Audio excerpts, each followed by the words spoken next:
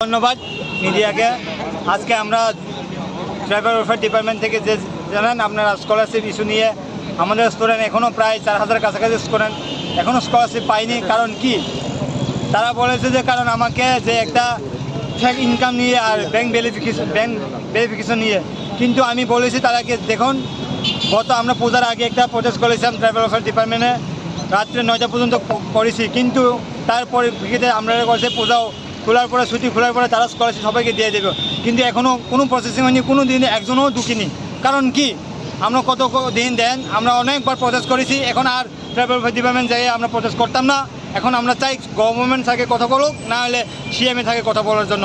আর আমরা দেরি করতে পারি না, তার কথা যে গিয়ে তারা লোকে কতবার মিটিং করছি, কতবার প্রসেস করছি, কিন্তু তারা এই বিষয়ে কোনো একক্ষেপে কোনো মূল সিদ্ধান্তও করে না। তারা খালি যেতে বাড়িয়ে আমাকে মিসইউজ করে তারা বলেছে আমাকে ব্যাংক ভেরিফিকেশন হয়নি, কারণ হয়েছে আমি বুঝলাম ব্যাংক ভেরিফিকেশন তারা 21 তারিখ দিয়ে দিয়েছে, 21 তারিখ পরেও সবাই স্টুডেন্ট ব্যাংক ঠিক করেছে, এটাও এখনও হয়েছে না।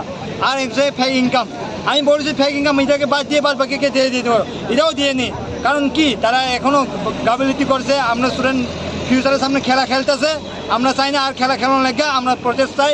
আমরা ডাইরেক্ট সিএমএ থাকে দেখা করবো, নাহলে গভর্নমেন্টের সঙ্গে দেখা করবো। আজকে এখানে মানে কি প্রোটেস্ট করবেন?